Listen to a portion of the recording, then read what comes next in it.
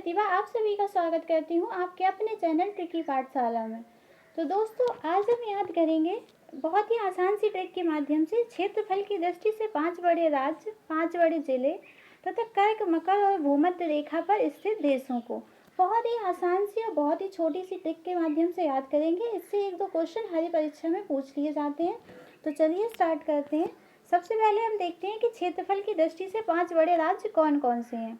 तो इसकी ट्रिक बहुत अच्छी है और बहुत छोटी सी है। राम महान है आप, प्रभु राम तो वैसे भी महान है, तो राम महान है आप। रा से राजस्थान, माँ से मध्य प्रदेश, माँ से एक महाराष्ट्र, 2 माँ है ना, एक राम में एक महान में। हाँ से आंध्र प्रदेश, आप से उत्तर प्रदेश। हाँ से आंध्र प्रदेश मिलता जुलता है, ऐसे ही बना लिया, ऐसे ही आप से उत्तर प्रदेश बना लिया। तो राम महान है आप, यानी कि सबसे बड़ा जो क्षेत्रफल की दृष्टि से राज्य है वो है राजस्थान, फिर है मध्य प्रदेश, फिर महाराष्ट्र, फिर आंध्र प्रदेश और फिर उत्तर प्रदेश। तो चलिए अगली ट्रिक देखते हैं। अगली ट्रिक इसके माध्यम से हम याद करेंगे क्षेत्रफल की दृष्टि से 5 बड़े जिले। अपने पूरे भारत देश के क्षेत्रफल की दृष्टि से 5 बड़े जिले कौन कौन से हैं।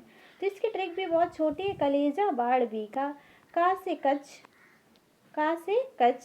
कच्छ जिला है वो क्षेत्रफल की दृष्टि से हमारे इंडिया का सबसे बड़ा जिला है। ले से ले, जा से जैसलमेर, बाढ़ से बाड़मेर और बीका से बीकानेर। यानी कि अगर पूछ दिया जाए भारत का सबसे बड़ा जिला कौन सा है तो हम क्या कहेंगे, सबसे बड़ा जिला कौन सा है, कच्छ। फिर है ले, फिर जैसलमेर, फिर बाड़मेर और फिर बीकानेर। तो हमारे 5 जो जिले हैं क्षेत्रफल की दृष्टि से सबसे बड़े, कलेजा, बाढ़, बीका, कच्छ, ले, जैसलमेर, बाड़मेर और बीकानेर। चलिए अगली ट्रिक देखते हैं। तट रेखा की दृष्टि से 5 बड़े राज्य। तट रेखा की दृष्टि से 5 बड़े राज्य कौन कौन से हैं ये देखते हैं। इसकी भी ट्रिक बहुत मान सी है। जैसे गाँवों में कह देते हैं कलुआ, ऐसे ऐसी एक मान लीजिए कोई अंगुआ है, उससे हम कह रहे तुम महान हो भैया, अंगुआ तुम महान हो। इसकी ट्रिक देखिए कितनी आसान है और कितनी छोटी सी है। अंगुआ तुम महान हो। अंग से अंडमान निकोबार, गु से गुजरात, आ से आंध्र प्रदेश, तुम से तमिलनाडु, महान से महाराष्ट्र। तट रेखा की दृष्टि से सबसे बड़ा राज्य है अंडमान निकोबार, ये हमारा केंद्र शासित प्रदेश है। फिर है गुजरात, फिर आंध्र प्रदेश, फिर उसके बाद तमिलनाडु, फिर महाराष्ट्र। सबसे बड़ा हमारा राज्य कौन सा है तट रेखा की दृष्टि से, अंडमान निकोबार। अगला हम ट्रिक देखते हैं कर्क रेखा। ये क्वेश्चन हर एग्जाम में पूछ लिया जाता है कि कर्क रेखा भारत के कितने राज्यों से होकर गुजरती है। तो कर्क रेखा भारत के कितने राज्यों से होकर गुजरती है, 8 राज्यों से। याद रखना, ऐसे ऑप्शन दे दिए जाते हैं 8, 9, 10, 11। तो कर्क रेखा भारत के कितने राज्यों से गुजरती है, 8 राज्यों से। ये 8 राज्य हैं कौन कौन से। इसकी ट्रिक बहुत ही सीधी सी है। मित्र पर गमछा झाड़। गमछा तो आपको पता ही होगा, गाँवों में टॉवल को अंगोछा या गमछा कहते हैं। तो मित्र, मी से मिजोरम, त्रा से त्रिपुरा, पा से पश्चिम बंगाल, रा से राजस्थान, गु से गुजरात और माँ से मध्य प्रदेश, छा से छत्तीसगढ़, झा से झारखंड। मित्र है तो मी से मिजोरम, त्रिपुरा, पश्चिम बंगाल, राजस्थान, गुजरात, मध्य प्रदेश, छत्तीसगढ़ और झारखंड। ये 8 राज्य ऐसे हैं जिनसे होकर कर्क रेखा गुजरती है। ये भारत के 8 राज्य हैं जिनसे कर्क रेखा गुजरती है। अगली हम ट्रिक देखते हैं। कर्क रेखा पर स्थित देश कौन कौन से हैं। तो कर्क रेखा पर बहुत सारे देश स्थित हैं, इसलिए इसकी ट्रिक भी थोड़ी सी बड़ी है। तो इसलिए सभी देशों को याद करने के लिए ज़्यादा बड़ी भी नहीं है ना ज़्यादा कठिन है, आप आसानी से याद कर सकते हैं। आईबी और एमएलसी ने जेबी वीटो का प्रयोग करके सोनिया मैम और मनमोहन मैम को एचएमटी बड़ी की स्लॉप पर रखा। केवल जो इंग्लिश वर्ड लिखे आपको वो याद रखना है, उसी से हमारे देश बनेंगे। आई से इंडिया, बी से बांग्लादेश, मैं MLC है ना, तो एम से मैक्सिको, एल से लाल सागर, सी से चाइना या चीन। उसके बाद JB है तो जे से जापान, वी से वियतनाम। MAM मैम है तो मारून तानिया, ए से अरब संभालनी और एम से माली।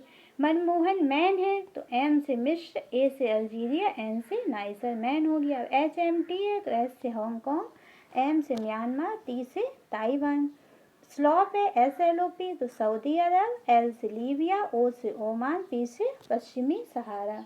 ये हमारे कुछ देश हैं जो कर्क रेखा पर स्थित हैं। तो अगर आपने इतनी सी ट्रिक याद कर ली तो आपके दिमाग में तुरंत अगर ऑप्शन दिया होगा पता चल जाएगा। जैसे एम है तो मारून तानिया था, माली था, मिस्र था।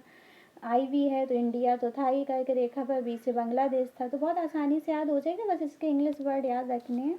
अगली ट्रिक हम देखते हैं मकर रेखा पर स्थित देश। मकर रेखा पर कौन कौन से देश स्थित है। कर्क, मकर और विषुवत रेखाएं तो आप जानते ही होंगे किसे कहते हैं। इसकी ट्रिक भी बहुत आसान है। मैम कैप लगाकर नवोदय विद्यालय समिति में बीपी मापती हैं।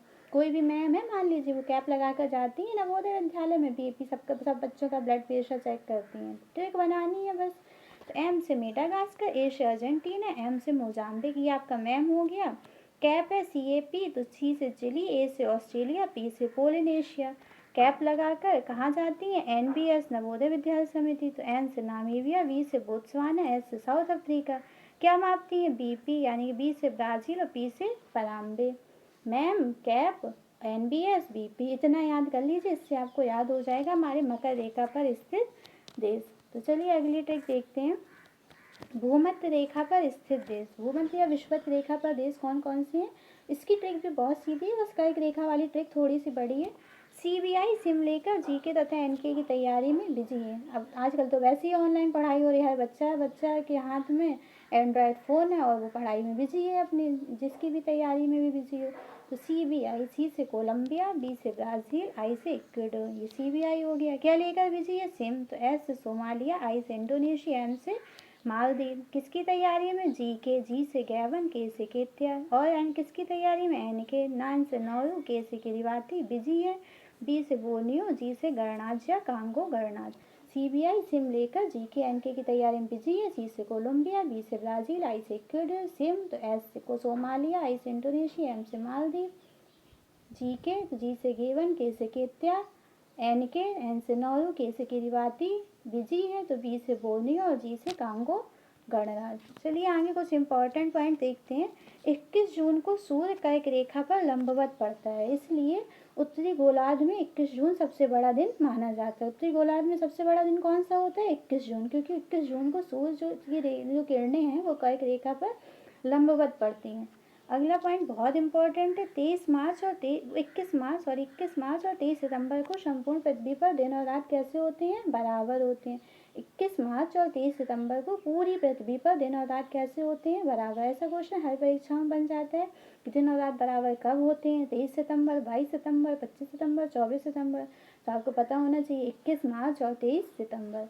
22 दिसंबर को सूर्य मकर रेखा पर लंबवत पड़ता है। जब मकर पर लंबवत पड़ेगा तो दक्षिणी गोलार्ध में ये सबसे बड़ा दिन होगा।